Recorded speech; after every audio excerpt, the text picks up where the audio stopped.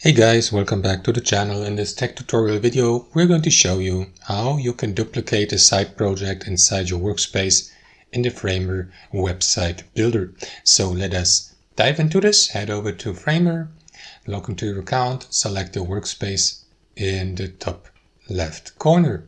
Next, navigate to all projects and select the site you would like to duplicate and, for example, use it as a template for future website projects to customize and edit these. What you need to do, guys, is hover your mouse over the given website project, and after that these three dots here will appear. Click into it and choose duplicate. Wait for a brief moment, and as you can see, the duplicated version or copied version has been loaded here in the editor. So if you'd like to edit it, you can do it here. For example, add more pages, layers to it, insert components and elements, website content.